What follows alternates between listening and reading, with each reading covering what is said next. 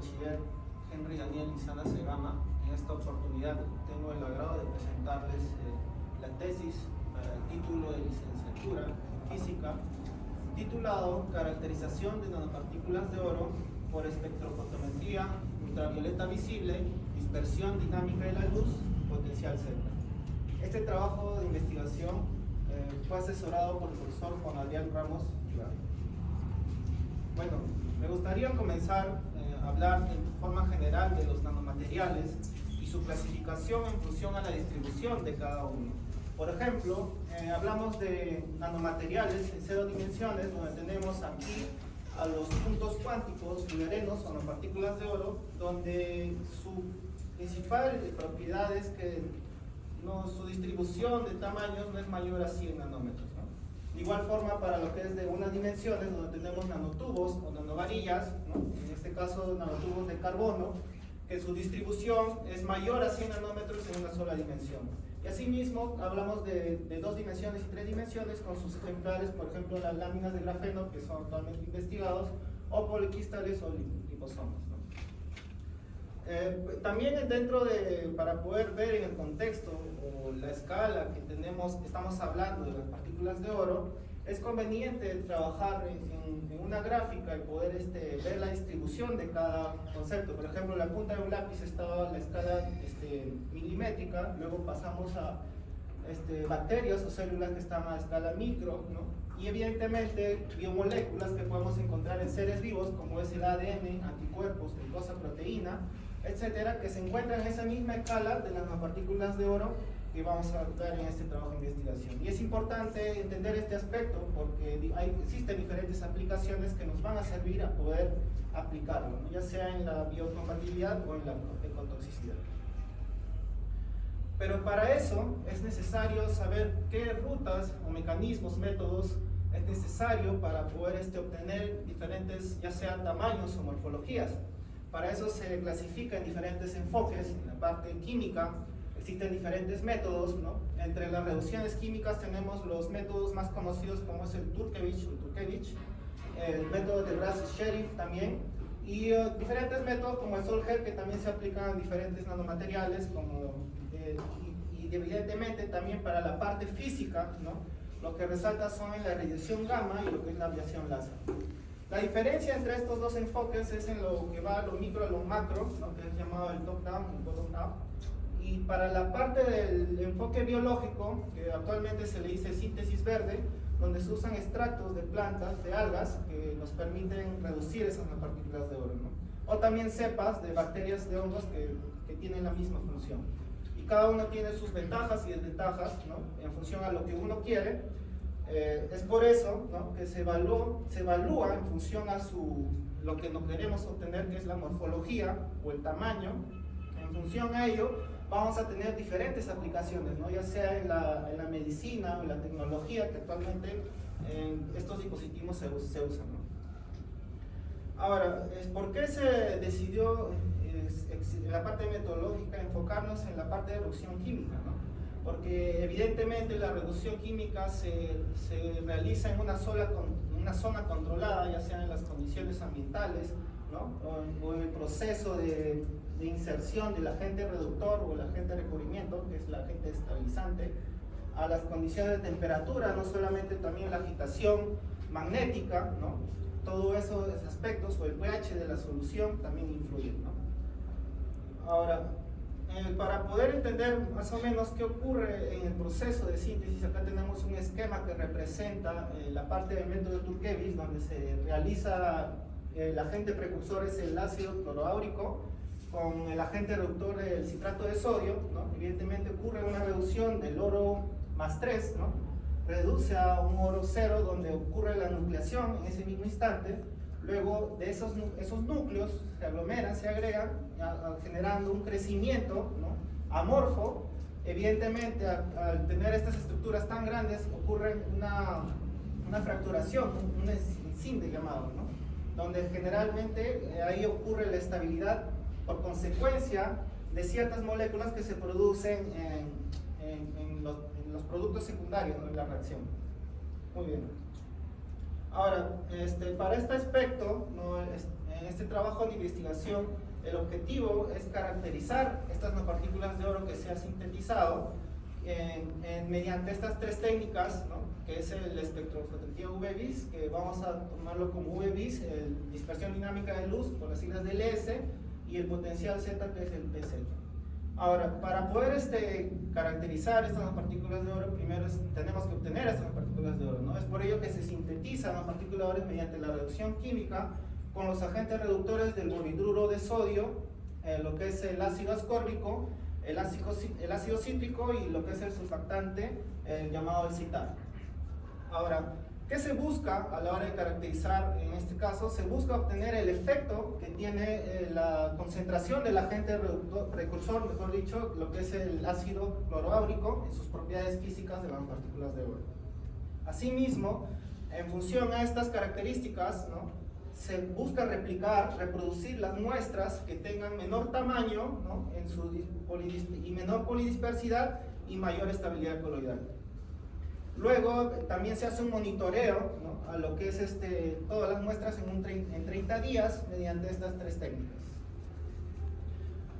Pero para poder entender los resultados que o interpretar los resultados que tienen estas técnicas de caracterización, hay que entender que las nanopartículas de oro, en general los nanometales, ¿no?, tienen una propiedad importante, lo que es este efecto plasmón, ¿no?, o resonancia plasmónica localizada de superficie.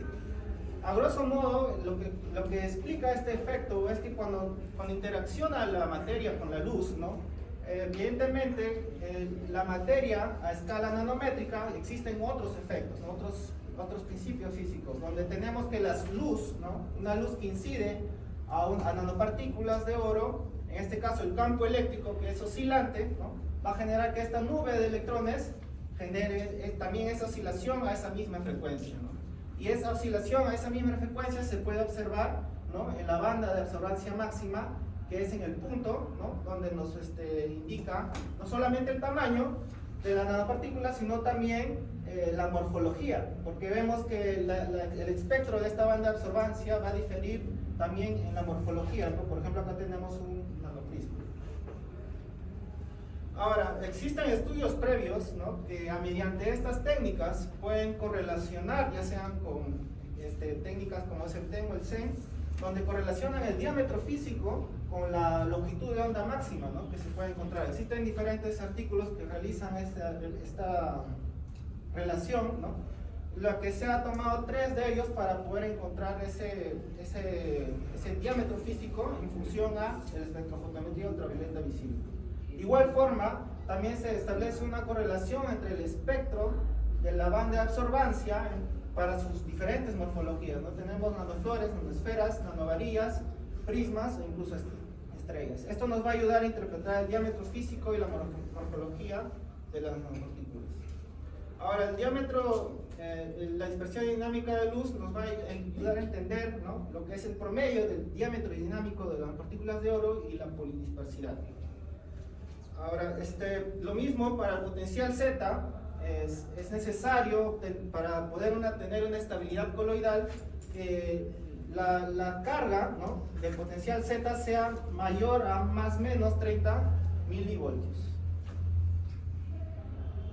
Para poder entender más o menos las técnicas que nos van a poder, hablamos del diámetro físico, que es propio de la partícula, el diámetro dinámico, que es el envolvente de esa partícula, que va a depender en función a los componentes que lo recubren, y el potencial Z, que es bueno, acá tenemos una estructura de doble capa, ¿no?, donde tenemos la capa fija, ¿no?, de potencial Stern, y la capa difusa que se mide al límite del potencial Z con la solución.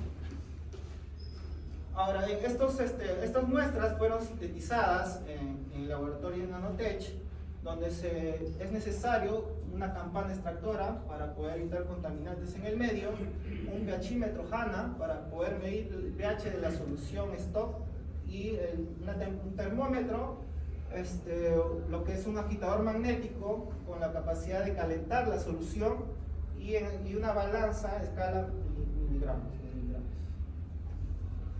Ahora, para poder ver cómo afecta la concentración del precursor, se está manteniendo en constante, ¿no?, a 17 milimolar, lo que son los agentes reductores y el surfactante CITAP. Lo único que se está variando son las concentraciones, ¿no?, las concentraciones del ácido cloráurico a 0,125 milimolar, 0,250 y 0,5 milimolar. Son tres concentraciones diferentes.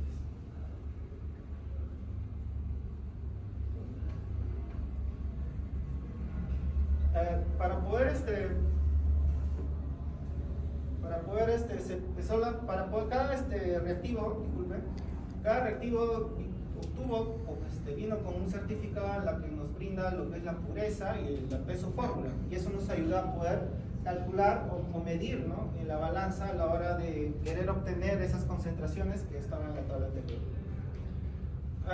Rápidamente me gustaría explicarle a cada síntesis el proceso. Todas las síntesis se realizaron a una temperatura de ebullición de 100 grados Celsius con una velocidad magnética de 450 RPM, y una vez llega al punto de ebullición se inserta lo que es el agente reductor, el borhidruro de sodio, siempre en las mismas condiciones, y con un tiempo después de 20 minutos es donde recién se extrae el matraz, ¿no?, con capacidad de 50 mililitros. Lo mismo ocurre para lo que es el ácido ascórbico, ¿no?, el mismo proceso, evidentemente con un tiempo de reacción de 20 minutos. Ahora, pero con lo que hablamos con el cítrico y el borhidruro de sodio, vemos que a veces es importante, ¿no?, el orden de los reactivos. En este caso se toma en cuenta primero el ácido cítrico y luego el borhidruro de sodio, ya que el borhidruro de sodio es un agente reductor muy fuerte, ¿no? Muy bien, entonces obtenemos diferentes colores, violeta más claro, y para el CITAP de igual forma, primero se inserta el CITAP y se homogeneiza para que sea homogéneo, más diluido en la solución, y luego se inserta lo que es el borhidruro de sodio, y el color característico que tiene es oxígeno. Muy bien, los equipos que se usó para poder caracterizar estas nanopartículas de oro es el equipo Avantes con el software Avasoft 8, y para lo que es las técnicas de DLS y potencial Z se usó el equipo 90 Plus de Brookhaven con el software Particle Solutions, y toda esa data obtenida con los softwares se procesó para hacer un ajuste, ya sea en las bandas de absorbancia, o poder ver mejor ese efecto de las concentraciones, ¿no?, con el Origin 9.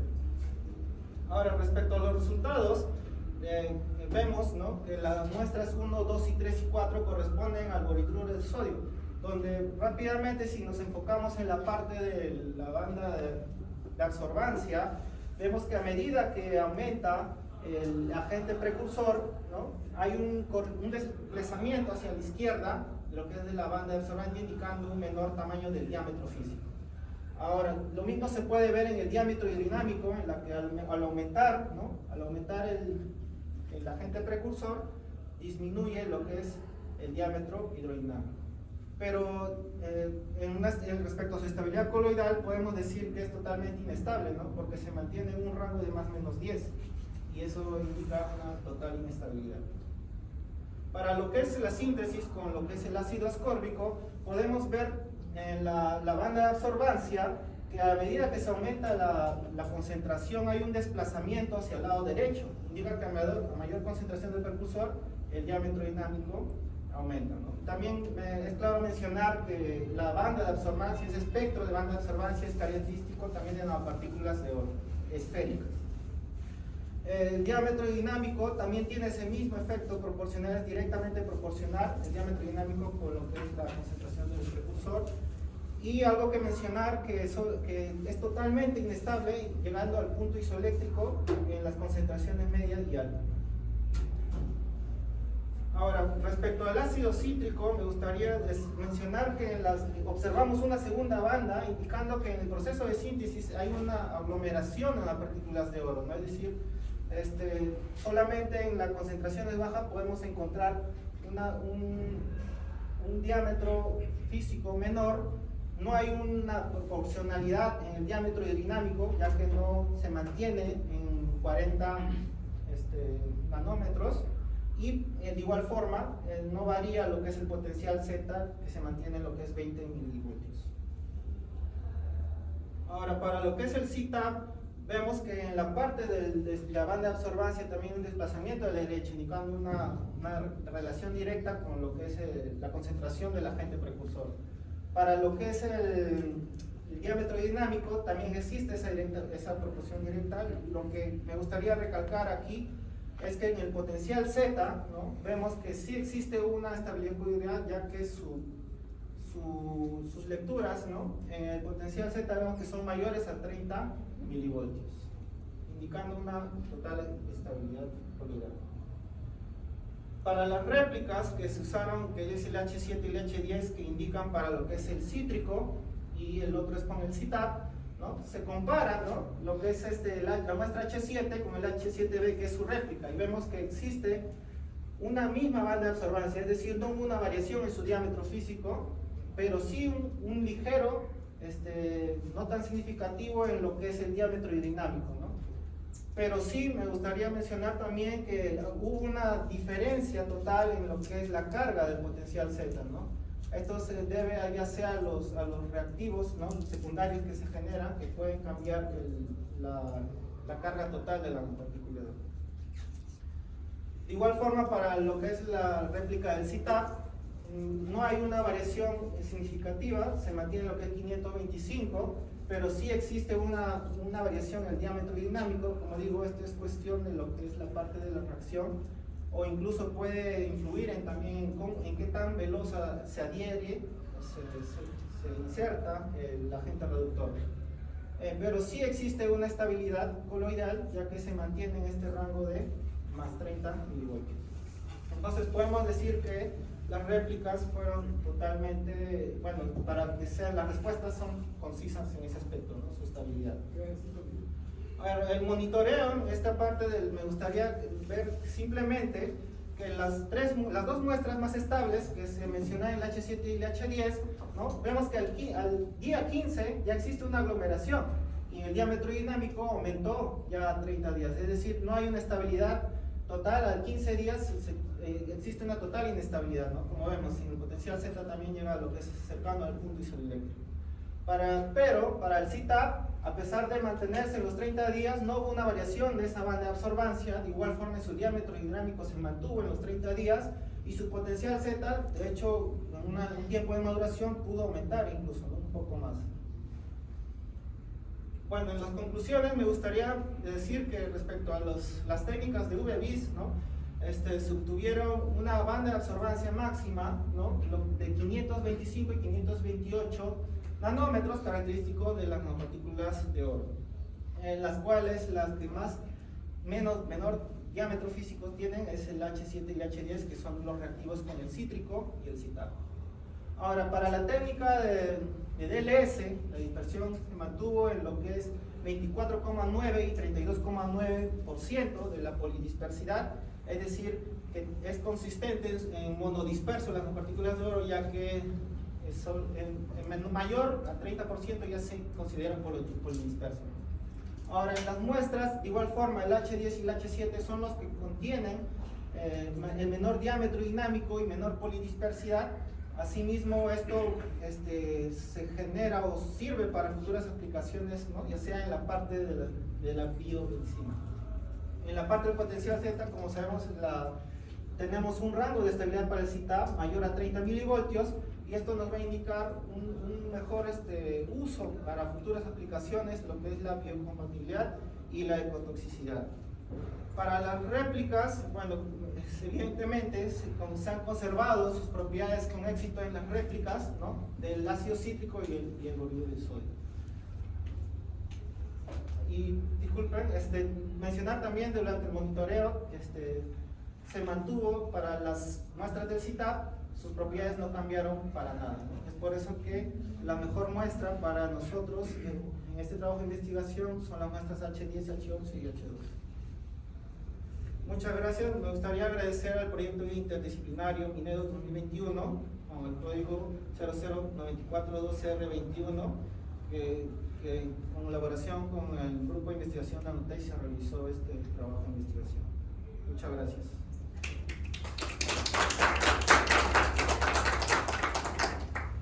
Bueno, a continuación, vamos a ir con la primera ronda de preguntas. Empezar la profesora Osorio. Buenas tardes, buenas tardes, cuidados. Buenas tardes, asistentes. Primero felicitarte por el trabajo que has realizado y evidentemente vamos a decir que la fortaleza de tu trabajo es la caracterización. Entonces, consideras que los métodos que has usado son métodos físicos porque hay también instrumentos que te dan los valores que puedes hacer un monitoreo de las etapas de la evolución, los grupos, etc., ¿no? Entonces veo que más orientado hacia los métodos físicos. Sin embargo, te preguntaría, los métodos que has usado para el potencial determinar el potencial Z, la estabilidad molecular, el plasmón de superficie y también lo que constituye el tamaño dinámico con el DLS, ¿tú consideras que por qué no usaste una técnica física que es la difracción de rayos X? Porque para este trabajo también sería quizás importante ver el grado de cristalicidad a ese tamaño, ¿no? ¿Cuál es la característica? Probablemente hubo alguna propuesta, eso quisiera saber por una cuestión de curiosidad. Sí, claro, evidentemente existen muchas técnicas para poder caracterizar las nanopartículas de oro, entre ellas está lo que es la difracción de rayos X, también tenemos el TEM o el SEM. En este caso, el trabajo de investigación se limitó al trabajar con estas tres técnicas, pero como mencioné anteriormente, existen estudios previos que ya se han realizado. Sí, pero lo que yo te quería decir es que Andrés del Reyes, que es un método bastante importante para ver fases, grado de cristalicidad, o si tu sistema es amorfo, ¿cómo hubieras hecho tú? O sea, si tus muestras con estas tres técnicas que has empleado es directo, ¿no es cierto? Tú preparas, tienes la solución, vas y pones en los porta muestras, miles, las cubetas, ¿no? ¿Cómo consideras tú que hubieras hecho esa preparación para lo que vendría a ser el DRX? Se refiere a la parte instrumentativa de... Sí, la parte de cómo hubieras preparado eso para aplicar a este método físico. Bueno, de hecho, si no me equivoco, en lo que es un difractograma, para eso primero tenemos que tener una película, ¿no?, de lo que es nanopartículas. Entonces, yo he trabajado las nanopartículas de oro en solución, oro coloidal. Dispersión, porque no hay solución. Correcto, dispersión, el sistema coloidal, correcto. Entonces, era necesario entonces poder secar esa muestra, ¿no?, para poder llevarlo a un difractograma de rayos X y poder obtener esos índices de Miller, ¿no?, que se obtienen en el difractograma, correcto, para poder ver si la estructura cristalina, como mencionan las partículas de oro, o si son amorfas. Sí, o sea, yo considero eso porque ha habido dificultad probablemente para algunos investigadores tomar la difracción en estos sistemas así de dispersión coloidales, ¿no? Porque mayormente el equipo que ustedes tienen es para medir en polvo, ¿no es cierto? Y hubiera trabajado una cantidad de síntesis para poder lograr de repente pues centrifugar y tener solamente la parte sólida y probablemente hacer pues como una ultra concentración y ver sobre una lámina, ¿no? Entonces eso es algo dificultoso que pasa en la mayor parte de la síntesis de nanopartículas metálicas cuando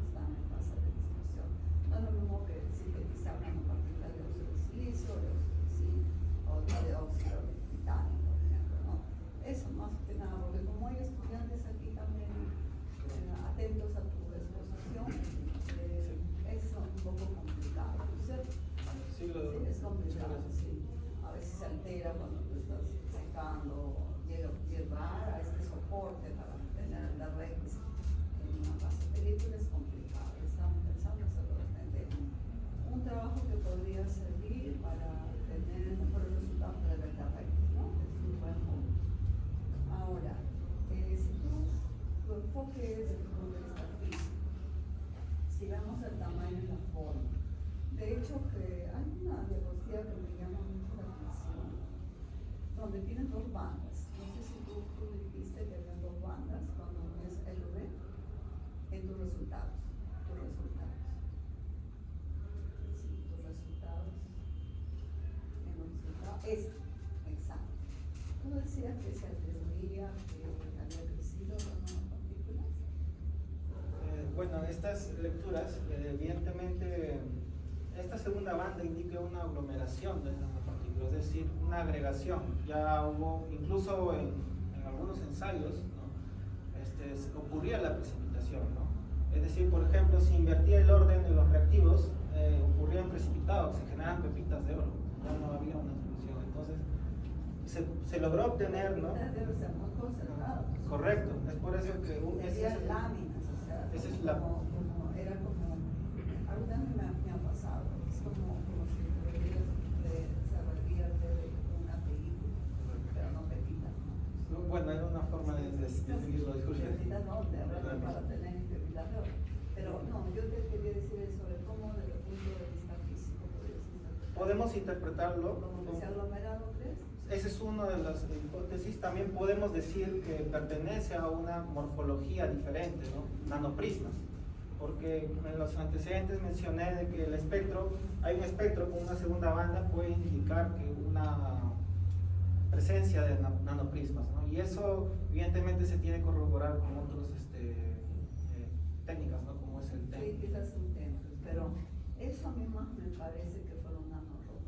Correcto, eso es justo lo que... Nanoprismas no. Nanorod, bueno, es la... Sí, la tecnología, ¿no? Porque nanorod tiene, son, como tú mismo dijiste, un nanorod está clasificado en el 1D, porque dos dimensiones son nano y una no es necesariamente nano.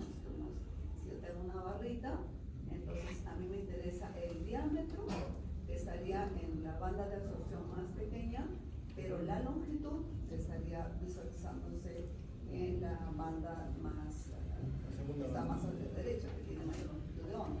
Entonces, hace muchos investigadores lo que hacen es ver, correlacionar eso y ver el rango. Si cuál es la diferencia entre el tamaño y la longitud con el diámetro de esos nanobots. Entonces, interesante este resultado, que no es definitivamente nanoflex. De hecho, que era mi observación cuando tú decías aglomerados. Aglomerados sería más bien cuando tus bandas son muy anchas. O sea, esa banda, por ejemplo, que está ahí, la 538, podría ser una banda sí, de nanopartículas, pero ancha, así, muy ancha. Entonces ahí está aglomerada, muchas cantidades. Esas bandas, de alguna manera, sí son importantes, porque si no tienes una Rex, por ejemplo, en la mano, yo creo que con el pulmón superficial puede diferenciar una nanopartícula de plata de un adoro, ¿no? El adoro está entre 520 y hasta márgenes que están.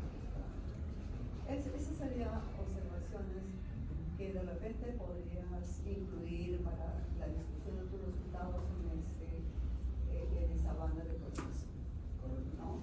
Plantearlo como una hipótesis que es interesante desde el punto de vista equilibrio de medir, de haya preguntas, ¿no? ¿Qué reactivo que tú empleaste logró que en lugar de que se genere una nanosfera, pues se genera, si es que eso corresponde a una nano? Como tú dices, yo tendría que llevar un TEM para ver que, y efectivamente en el TEM sí se ve ¿no? Aquí en el Perú creo que no existen equipos TEM. Y CPF colaboramos. Habrá que al extranjero. Claro, Una vez se recurre al extranjero para llevar sus muestras y para que nos puedan apoyar, porque aquí en Perú no es común. El CEN sí tenemos. Así Sí, que mucho. no mucho también, pero el tema PEN sería algo muy preciso para esta muestra, ¿no? Sí, Se puede eso me llamó la curiosidad más que nada por los trabajos. Y tengo algunas preguntas. Creo que va a venir una segunda. Creo que podría, bueno, el tema de las RSX también para partículas coloidales, la cantidad de muestras que se obtienen en la síntesis de partículas es muy pequeña, puedes utilizar explicarlo ya, como tal, se presenta aquí H oro, ¿no? Oro 24 es importarlo, sobre todo, ya es un tema que pedir permiso, la universidad tiene que importarlo, pedir a la oficina de abastecimiento que te traiga los reactivos, que los entregue, se demora un tiempo de gestión. Pero el electricista recién pueda sintetizar, y bueno, si tenemos una dispersión de la partícula, lo más práctico es la técnica óptica para poder ver si lo que se tiene es oro, o un agregado, o una idea de la morfología. Pero si queremos hacer ya una dispersión de rayos X, requerimos una cantidad pues, de 50, por lo ideal 200 miligramos de muestra. Nosotros tenemos en dispersión, pues esa cantidad no llega pues, pero ni a con 10 la evaporación sobre lámina de vidrio Tal sí vez. podría. Lo que pensamos Varias capas. nos recomendaron era el rotovapor. El rotovapor eléctrico creo que es más óptimo para estas. Ajá. Hay un dato, yo he comprado el reciente recordado del profesor que cursó, no, pues solamente a través del MERCO, química celulares. Más rápido. Sí. Como de física nos piden esos permisos. Sí, no facturan venía a ser. Bien, eso por un lado, ya. Sí. Gracias. Gracias. Bueno, te felicito, es un trabajo interesante. Yo tenía algunas preguntas. Hablaste sobre la estabilidad coloidal, ¿no? Y el potencial Z. ¿Me podrías hablar un poco sobre el modelo que explica, dice, se expresa a partir de ese modelo? Adelante. Sí, creo que esta también me voy a poder explicar. Evidentemente, la partícula, lo que se diferencia del diámetro dinámico es justamente esa capa, esa diferencia de capas.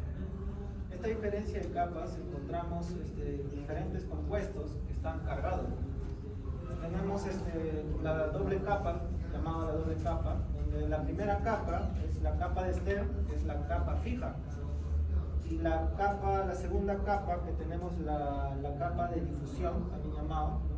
O deslizamiento, en la que justo este límite entre en la capa de deslizamiento ya tenemos todo lo que es el solvente, ¿no? Entonces lo que se mide en realidad es esa última capa, ¿no? Llamado también lo que es el potencial Z.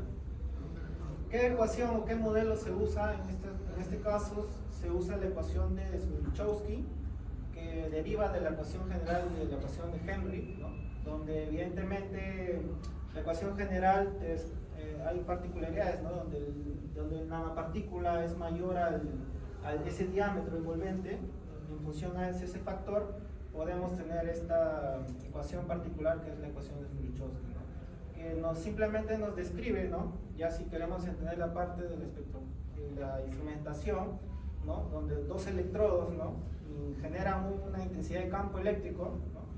Que esta intensidad de campo eléctrico va a hacer que esta partícula de oro se mueva, un movimiento electroforético, si no me equivoco, donde esta velocidad electroforética va a estar directamente relacionado con lo que es el potencial Z. Ese espectro, no sé si... Y más o menos hay un rango de valores en los cuales se puede dispersiones Sí, justo mencioné esta gráfica donde podemos ver, ¿no? Que la total inestabilidad se encuentra dentro de este margen, ¿no? Ya sea de 0 a 30 milivoltios. Fuera de ese rango, para los nanomateriales, nanopartículas de oro, existe una total estabilidad. Incluso podemos ver como también en función al pH, ¿no? Puede variar en función al pH esa estabilidad.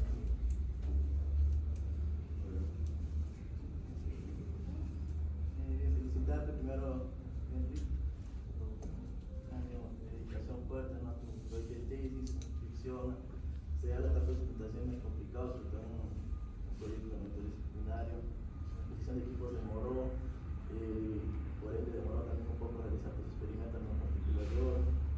Pero siempre, cuando uno conoce al tesista, tiene una primera impresión y luego cuando ya termina la presentación es otra. Entonces, no solamente es la parte académica la que desarrolla el estudiante, sino también la parte de las habilidades blandas. Entonces el estudiante crece y se espera en esos dos sentidos. pero en Henry he visto pues una madurez ya en lo que es la parte dramática, ¿no? A la hora de sustentar su trabajo, cómo responde, la paciencia que tiene, ¿no? Anteriormente era más impaciente en ese aspecto, ¿no? Le gustaba tener más rápido los resultados y tener rápido también pues una discusión, también es un poco más proactivo, parte de trabajo en grupo, creo que lo has fortalecido en el Notec. Realmente llegó sin la idea de un laboratorio, ¿no? Y las estandarizaciones y requerimientos que requerían para preparar nanopartículas. Entonces, para mí es un orgullo que un estudiante pues haya estado inmerso y que haya tomado conocimientos de esas técnicas. A veces es difícil, uno va a un laboratorio y el técnico dice, ¿cuáles son las condiciones que quiere medir? Tales condiciones experimentales. Ya, ven pasado mañana, la otra semana están tus resultados, tu análisis. Entonces el tesista es inerte en esa parte, ¿no? De la instrumentación, ¿no? En la parte de la calificación y no está inmerso en sus medidas. Entonces, en el caso de Henry, pues él ha estado en la preparación de sus casi 20 muestras, incluyendo las reproducciones, creo que has hecho efecto de temperatura también en los casos. Y felicitarte por ese aspecto, ¿no? esa dedicación, que no es fácil porque a veces preparar tantas muestras es cansado. Y sobre todo realizar un análisis exhaustivo con tantos softwares que existen es un mérito de la tesis. Felicitarte por el evento que hasta presentar el trabajo, y sobre todo porque has estado directamente inmerso con la preparación de tus partículas. Es algo que los físicos a veces no tenemos como competencia. Creemos que todo es verdaderamente física, pero también debemos saber de otras áreas de ciencia. Tenemos que trabajar de forma interdisciplinaria, que esos proyectos son los que actualmente nos están dando financiamiento para la facultad. Entonces requerimos estar con trabajos con los químicos, con los biólogos, siempre ir a tocar las puertas y pedir esas colaboraciones. Entonces, tú ya has hecho la primera puerta, la has abierto, has preparado partículas de oro muy estables, como el ZAR, ¿no? Son partículas que en 30 días no tienen una estabilidad de 30, 40 voltios positivos. Entonces ahora piensa tal vez estabilizarlas con otros componentes, de repente una solución fosfato, una solución salina, algo que se aproxime más a una normalidad, como por ejemplo un tejido sanguíneo, dispersarlas en esos medios, hacerlas un poco más biocompatibles, de tal manera que pueda encontrar una aplicación biomédica importante. Precisamente felicitarte nuevamente, ¿no? La pregunta que te quería hacer sobre la caracterización y la parte física del modelo de potencia que lo realizó Erich, quería solo dar esas felicitaciones, esos detalles, cómo has crecido en el grupo, y eso es de mi parte, ¿no? La primera pregunta, gracias. Bueno, quería preguntarte sobre la importancia del tamaño de la plataforma.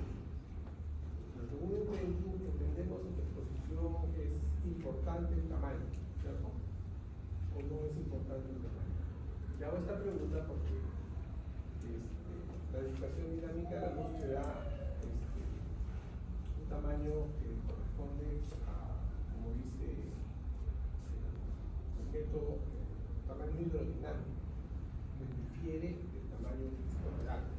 ¿Podrías explicar entonces cuál es la diferencia entre el tamaño físico real y el hidrodinámico? ¿A qué se refiere y por qué entonces no es tan vital en el estudio conocer el tamaño? Y supongo que es por eso que no has utilizado técnicas más precisas para determinar el tamaño. Bueno, evidentemente no solamente el tamaño es importante, sino la morfología. Pero en función a qué es importante, ¿no? En función a la aplicación o la visión a lo que se espera aplicar de esa nanopartícula, ¿no? Nosotros en el trabajo de investigación teníamos contemplado obtener nanopartículas de oro menores a 100 nanómetros, ¿no? Pero con una estabilidad coloidal mayor a 100 nanómetros. Ahora, respecto a cuál es la diferencia, ¿no? Del diámetro físico con el diámetro dinámico, un análogo me gustaría mencionar es, por ejemplo, el planeta Tierra, ¿no? Está generado por atmósferas, ¿no? Esas atmósferas, en este caso, tenemos dos capas, ¿no? Donde esta capa, ¿no? Es la única diferencia, o también se le dice el diámetro eficiente, porque es el conjunto de la partícula que se mueve dentro de ese sistema coloidal, ¿no? Entonces, para poder entender, entonces, de hecho, esto es muy importante que exista esta capa, porque En aplicaciones, por ejemplo, de biomedicina, es necesario funcionalizar estas nanopartículas de oro, ¿no? Entonces, es importante esta capa, ¿no?, para poder funcionalizar estas nanopartículas de oro. Entonces, es por eso que se busca interpretar, ¿no?, con las técnicas que tenemos, estas dos parámetros, que es el diámetro físico y el diámetro dinámico, para ver qué tanto podemos contemplar en esa capa, esos dos parámetros. No sé si... Y otra pregunta que te quiero hacer es, y acá un pequeño comentario, el equipo que has usado no es un equipo Avantis, es un Spectron, ¿no? Y Avantis es la marca. Sí, disculpe.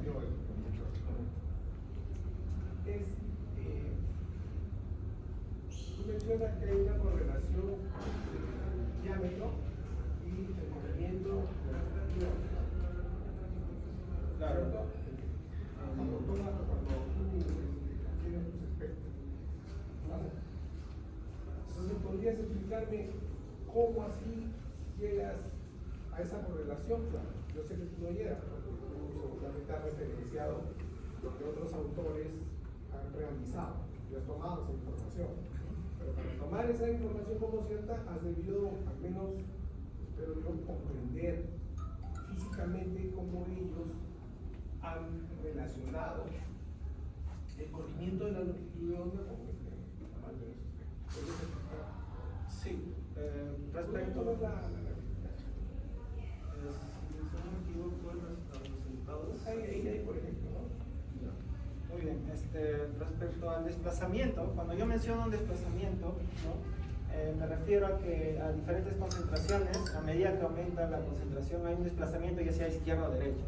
Eso es algo que se observa, algo intrínseco de los resultados que vemos. Ahora, cuando me refiero que aumenta o disminuye el diámetro hidrodinámico, esto con los antecedentes, ¿no?, existen diferentes modelos para poder obtener esta relación del diámetro físico con la longitud de onda máxima, que se ha calculado con el ajuste en el software Origin. Justo con esas longitudes de onda nosotros obtenemos el diámetro físico, ¿no? Si no me equivoco, tengo unos en la parte final donde evalúo 3 modelos, ¿no?, con sus ecuaciones de los diferentes autores, ¿no? ¿Por qué escogí estos 3? Porque se amoldan o se acoplan más a los parámetros con los que se ha trabajado este trabajo de investigación, ¿no? Y en función a ello, realizando su ajuste para cada muestra, ¿no?, o podemos obtener los diferentes diámetros físicos para cada muestra en función a su longitud de onda máxima. Y podemos compararlo con el diámetro dinámico obtenido por los DLS, y el más óptimo es el método 1, que es por el método 1 por Iqbal, en la que evidentemente el diámetro hidrodinámico tiene que ser mayor al diámetro físico, y el que mejor se ajusta es el método 1. Supongo que la unidad de medida debería de ser Correcto. porque en la primera, por ejemplo, para la H1 hay una diferencia grande, ¿no? 1,97 nanos, ya el diámetro hidrodinámico versus los casi 70 nanos, 60 nanos conseguidos con el espectro, ¿no? Aplicando la fórmula del espectro. Por eso te preguntaba qué tan importante era saber realmente el tamaño, porque pareciera que no fuera muy importante, ¿no? Porque la diferencia es abismal. Claro, justo en los resultados con el clorhidro de sodio, ya que el clorhidro de sodio es un agente reductor fuerte, ¿no? Es decir, la reducción incluso puede realizarse a condiciones ambientales. En este caso se ha realizado a temperatura de ebullición y eso acelera el proceso. Es por eso que se ha generado aglomerado e incluso generan partículas muy grandes, ¿no? Su diámetro dinámico es de 600 hasta casi 200, ¿no?, comparado con otros, ¿no? Es preciso solo aportar un tema, porque de repente la morfología no es la esférica con la cual aplica el modelo y ahí se tumba todo, pues no aplica porque es un ROT, entonces habría que cambiar la ecuación empírica. Estas son ecuaciones empíricas, entonces tal vez para una morfología distinta también se tenga otro tipo de valor. Y otra cosa, ¿no?, el Lie scattering solo es el modelo aplicado a la ecuación de Stoeckx para partículas esféricas. Cuando trabajamos con ROTS y otros hay una modificación y hay que variar las condiciones ópticas del equipo. Hay que pedirle al fabricante que te cambie, ¿no?, el ángulo con el cual llega el láser, con el cual dispersa la muestra hacia el detector. O hay que hacer un upgrade al equipo para que detecte otras morfologías. Y ahí se aplican otros modelos más complejos. Y finalmente el corrimiento que se da, tú dices que está directamente proporcional a la concentración, ¿no?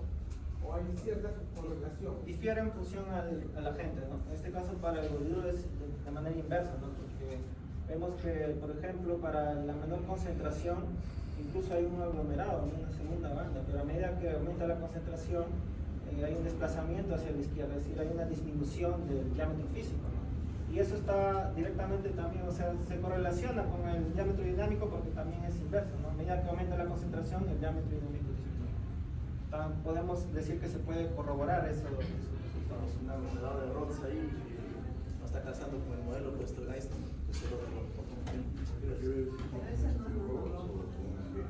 Ese no es nanoroca. posiblemente sea Nanoroca tiene los bandos. bueno, las H7, H9. Sí, la concítricos sí es. Esas sí son posiblemente. Una buena definición de la separación. Parece que se tomó otros estabilizantes para poder mejorar la superficie. Tú ves el potencial Z ahí es bajo. Se muestra el H1, H3. Cuando se utiliza el boliduro, básicamente no tiene nada de estabilidad. Entonces se precipita rápidamente. Sí, se mantiene en lo que es 20 milímetros. Ahora, entonces podría colocar una tablita, ¿no? Al final, donde puedas colocar cuál es el diámetro de la capa, ¿no? Tienes diámetro físico y diámetro aerodinámico, haces una tablita aproximada de cuál sería ese recubrimiento que tiene la superficie. Aproximado, que es agua también, ¿no? Agua que se absorbida ahí en la superficie. Ahora, algo que me llama la atención es cómo has logrado, ¿no? Que te salga un espectro tan puro, tan limpio, porque es impresionante. Los espectros que he tenido la ocasión de ver, siempre las señales van concluir. Y aquí te sale una impresionante, y debo recargar, impresionante nitidez. Y no hay spoofing, no hay nada, es mismo del espectrómetro Avant. Entonces lo hemos trabajado con. Yo la verdad no creo que sea el tipo de espectrómetro. Yo creo que ahí hay, o sea, yo creo que la data original es cuidadosa y aquí hay un trabajo, digamos, de fiteo. Correcto. Y lo que se muestra es el fit, Correcto. ¿no? Y no se muestra la data. Correcto, pero sí, justo acá, por ejemplo, este es un ejemplo de lo que es el fit, ¿no? Donde la parte del espectro negro es la data de la banda de absorbancia y la parte roja es el ajuste que se realiza. Porque yo noté algo curioso, que la data la presentabas no en líneas, sino tipo bolígrafo. Y claro, si tú ya la representas de manera lineal, te va saliendo el ruido para el santo. Que quizás hubiera sido más rico, ¿no? Ver el ruido. Porque en algunos espectros vas a tener en res, por ejemplo, hay un desdoblamiento estable, algunas cositas, algunos detalles en el espectro, pero acá no se puede apreciar, se muestra un fit claramente, ¿no? Pero bueno, entonces, segunda tanda, ¿vamos a? ¿Sí? A ver, una duda.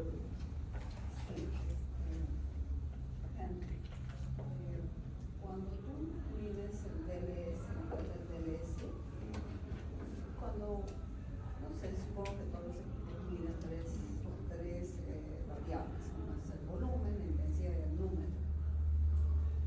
¿Qué me puedes decir por cómo estás midiendo el DLS? ¿Te dan directamente los tamaños? ¿Cómo funciona la intensidad? Nosotros tenemos un equipo en el laboratorio que cuando medimos con el DLS, medimos el tamaño dinámico. Que desde luego lo ponemos luego, con el DRX, con la ecuación de Scherrer, hacer una correspondencia, ¿no? Que no se va a ajustar exactamente, o también con la microscopía electrónica de transmisión. Entonces también se puede hacer uso y ver a través de los cálculos correspondientes al tamaño. Es más complejo. Entonces yo te digo, cuando tú trabajas con tu DLS, ¿qué resultados tienes? Del número, del promedio de la intensidad, del volumen. Esa es una curiosidad. ¿Qué datos tienes con tu DLS? Bueno, correcto. Lo que se obtiene en realidad el software ya lo realiza, se obtiene lo que es el diámetro dinámico, el promedio del diámetro dinámico, ¿no? Con lo que es el índice de polidispersidad. Esos son los datos, pero la parte, ¿no? De eso no quiere decir que sea ajeno a la parte de extracción o qué ecuaciones surgen, ¿no? La parte instrumentativa podemos ver, ¿no? Tenemos la cubeta o la muestra con las partículas de oro, donde se incide, ¿no? un láser a frecuencia de 640 nanómetros, en la que, bueno, evidentemente al incidir esto en la muestra, por el movimiento browniano genera lo que es la difracción, ¿no? La difracción de esta onda de luz. Ahora, esto con la ecuación de Stokes-Einstein, la que te relaciona este diámetro dinámico con el índice de difracción, ¿no? Se correlaciona, ¿no? Con lo que es el diámetro dinámico. Y consecuencia de esto, con la polidispersidad se obtiene con lo que es la banda, mejor dicho, la desviación estándar al cuadrado, ¿no? Sobre lo que es el promedio del diámetro hidrodinámico al cuadrado. Eso es lo que se obtiene. Pero entonces está integrando el efecto de intensidad, de volumen y de número de partículas, porque si tú, por ejemplo, tienes una medición con DLS de un conjunto de nanopartículas en la intensidad, te sale, por ejemplo, 80 nanómetros, pero el volumen te sale 40 y el número de partículas te sale 40. Entonces, ¿cuál sería tu confiable? ¿En qué dato confiarías? Porque es que estas tres variables siempre se van a integrar cuando tú mides el tamaño hidrodinámico. Bueno, en este caso, ¿podría repetir la pregunta? O sea, desde el punto de vista teórico, cuando se integra para ver el tamaño, hay tres variables: el volumen, el número y también la intensidad. Si tú, por ejemplo, estás viendo una muestra de oro, en tu portamuestra tienes cines, entonces mides que en la intensidad sale, por ejemplo, 80 nanómetros, porque el equipo se registra, ¿no? Y en el volumen 30 nanómetros y en el número de partículas 30 nanómetros. ¿Cuál sería más confiable para ti? ¿El de 30 nanómetros en volumen, en número o en intensidad de 100 nanómetros? Bueno, en este caso tenemos una distribución de nanopartículas, ¿no? En la que se obtiene ya la banda, en este caso el pico ya del promedio de estas nanopartículas. Entonces sería bueno que integres un poquito esa parte de la teoría del DLS. Para entender esa parte, porque, por ejemplo, si yo mido mi misma muestra y me da en la variación de la intensidad, no voy a confiar mucho en eso, porque puede haber, si yo tengo 100 nanopartículas, por ejemplo, hay dos que son ya se aglomeraron, etcétera, y esas dos interaccionan más con el rayo láser, evidentemente va a impresionar más, como si yo puedo equivocarme y decir, bueno, un promedio de 100 nanómetros, ¿no? Entonces, pero si tú confías más en la homogeneidad de tus resultados, en el volumen, el número de partículas que están coincidentes al margen de lo que vendría a ser la intensidad, entonces es cuestión de ubicar cuál sería la variable para que tú puedas tener mejor confiabilidad en los resultados instrumentales que tienes, ¿no? Una pequeña teoría de la influencia de las mediciones por DLS, que son tres variables que integran finalmente la dispersión, ¿no? Porque de hecho que la dispersión, la muestra puede ser monodispersa, donde de repente el 99% es de 11 nanómetros, pero por ahí algo se aglomeró y resulta pues, que hay dos tres nanopartículas que tienen un 30%, de 10 tienen 80, algo les pasó, y te miden la intensidad en un dato como que erróneo. Entonces, por eso, entender bien este equipo es entender el promedio que converge finalmente para hacer el tratamiento del software, ¿no? Entonces, eso, un poquito hablar de ese principio teórico, implementar nada más. Eso sería un punto que considerar. Ahora, estaba viendo también, finalmente quería preguntar, como filosófico, yo quiero preparar el 80, porque cuando yo quiero, si pensar en nanopartículas, tengo que trabajar con variables de pH, si es por el método químico, porque también depende, como tú dices, de arriba hacia abajo o de abajo hacia arriba, ¿no? Diferentes métodos para que lo quieras. Una de las preocupaciones vendría a ser de estabilidad. Entonces, comentaste que una de tus muestras sí resultó estable, porque en el tiempo se mantenía el tamaño y todo. Esa muestra en particular, ¿qué es lo que tenía que permitía que las nanopartículas se mantuvieran estables? Sí, hablamos de las muestras H10, H11, que es con las muestras del CITAP. Exacto. Entonces, ¿qué es el setup?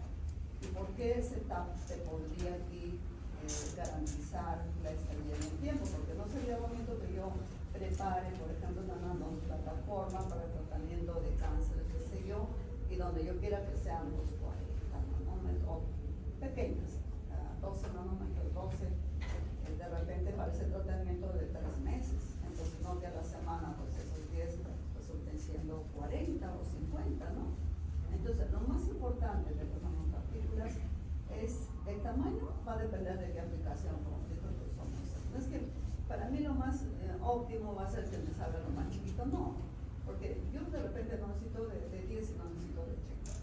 Para mí lo más importante sería establecer el tamaño, las condiciones que debo hacer para el método químico y finalmente que me asegura que sea estable. Tú has mencionado un reactivo. ¿Qué es para ti ese setup? Y hay dos principios que te van a generar estabilidad a través del tiempo. Uno de ellos es el setup. Entonces, no sé si has revisado un poquito esa parte. Y solamente contéstame qué es el setup. ¿Por qué crees que el setup influenció para generar la estabilidad que gracias a los equipos y a la caracterización instrumental que has empleado, que ha servido para efectivamente corroborar esto? Sí, bueno, en rasgos generales el CITAP es un surfactante, es decir, tiene esa propiedad de recubrir la nanopartícula de oro, ¿no? Ahora, ¿cómo ocurre esta estabilidad coloidal, ¿no? Ya aquí hablando de un principio físico sería quizás las fuerzas electrostáticas, ¿no? Evidentemente, a mayor carga tenga esa nanopartícula de oro, va a haber mayor repulsión con otras nanopartículas, ¿no? Evitando esas aglomeraciones, ¿no? Es por eso que la estabilidad coloidal es necesario que la carga que se obtiene que sea mayor a 30 milivoltios para evitar esas fuerzas intermoleculares, ¿no? Como la fuerza de Van der Waals, puedan generar ciertas aglomeraciones, ¿no? En ese periodo de maduración, porque llamado también aging effect, que es el periodo de envejecimiento, ¿no? De las muestras, ¿no? Una vez sintetizadas, ¿no? Entonces es importante el CITAP, ya que nos recubre totalmente la partícula, evitando de que interaccione a futuro posterior a la síntesis, ¿no? Eso es lo que... Claro, es que hay dos principios que debes anotar. Uno es el impedimento histérico, que tú lo puedes formar con dendrinos, químicamente con modificadores de superficie, como lo que es el setup. Y otro es la repulsión electrostática. Si yo le agrego, por ejemplo, una cantidad excesiva de ácido donde están interactuando los grupos aniónicos, tú tienes aquí las nanopartículas, entonces hay una concentración alta de estos aniones, entonces no van a permitir que se fundan y como que van a aislar. A eso se llama principio de la repulsión electrostática. Y lo otro, que no es usando el setup, porque en el setup no tiene cargas que repeler. Eso sí sería si usas, por ejemplo, en tu síntesis ácido gálico, de repente, pues, diferentes ácidos orgánicos que te pueden servir como que resguarda tus nanopartículas para que éstas se puedan conectar y luego aglomerar y luego cambiar de tamaño, que es lo que no queremos. Entonces, eso sería repulsión electrostática. Y el otro principio es el impedimento estéreo.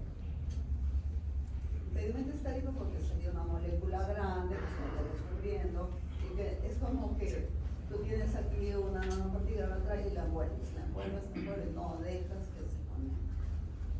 Entonces habría que ver ahora si ese setup también sería compatible con una aplicación posterior que vas a hacer, ¿no? Porque hay diferentes estabilizadores que cumplen esos roles. Que son dos, como vuelvo a repetir, que de repente incluyes un poquito de eso para la estabilidad. No importa, en una tesis, no es porque me salió chiquito, es lo mejor. Una tesis es tener un tamaño que quiero para una aplicación y lo otro es que sea estable, muy estable en tu tiempo y que obviamente pues hay que procurar que sea muy disperso, porque si voy a tener 2, 3, 4 tamaños diferentes pueden ser estables en el tiempo, pero no servirán para las aplicaciones biomédicas que tú quisieras. Esas recomendaciones y por mi parte.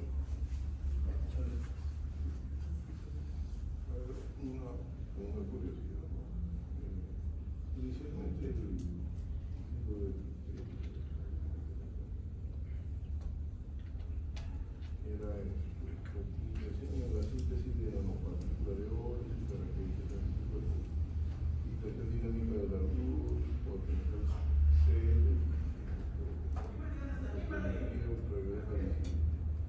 y luego la cambiado solamente a características nanopartículas.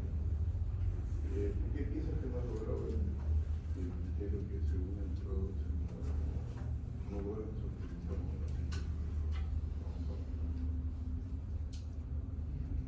Bueno, me gustaría contar la experiencia de la parte experimental. Uno piensa que juntar los reactivos, ¿no?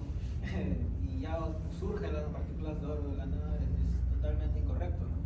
Para eso se necesita establecer ciertos parámetros que evidentemente ya están establecidos en los antecedentes, pero en la parte del término optimización no solamente se refiere a lo que es la reproducibilidad de las muestras, sino también buscar un método diferente quizá a lo que ya está establecido, ¿no? Entonces, bajo esos parámetros no se pudo llegar a este concepto de la optimización, ¿no? Por eso que se limita a lo que es nada más a caracterizar estas nanopartículas que en cierto modo estos parámetros han sido modificados en algunos casos para poder realizar la síntesis, ¿no? Eso es. Será una curiosidad. Parte solo mencionar respecto a esto de las estabilidades electrostáticas y estéricas, pero que es muy importante dependiendo de la aplicación y la cantidad de muestra que vas a tener también para esa determinada funcionalidad. Por ejemplo, si vamos a tener una nanopartícula para remediar un agua contaminada, un efluente industrial, hablar de nanopartículas de oro pues es limitado, es caro. Tenemos que tener un aumento de biosíntesis que nos facilite tener un interplay, un juego entre las estabilidades electrostáticas y estéricas para obtener un escalamiento. Entonces, por eso es que las metálicas de óxido, las oxidometálicas como las de hierro, las de zinc, cobre, entre otras, son las mejores, ¿no?, para ese tipo de aplicación. Por lo tanto, se necesita que sea un sistema muy estable, simplemente que tengas una gran cantidad de partículas de alta cristalicidad y en algún caso con partículas de óxido de hierro con alta respuesta, ¿no?, de magnetización. Ahí entran ya técnicas complementarias, ¿no?, espectrometría Moss-Bauer, magnetometría de muestra vibrante, que hace mucho más rico, ¿no?, el grande espectro de técnicas físicas para poder complementar.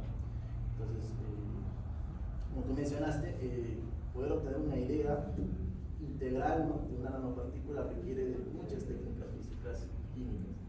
Entonces, aquí solo se discuten 3 técnicas. Lo fructífero siempre de la nanotecnología es que puedes interaccionar, ¿no?, con varias de ellas para llegar a una conclusión. Repito, recalco, eso depende de la aplicación. Pues bueno, el tema también es que cuando tú recubres mucho la nanopartícula con estabilidad estérica también, puede haber un efecto de corona proteica. El efecto de corona proteica hace que el diámetro dinámico ya no sea 100, porque te dice la yupa como límite de nanos, como a 200, 300.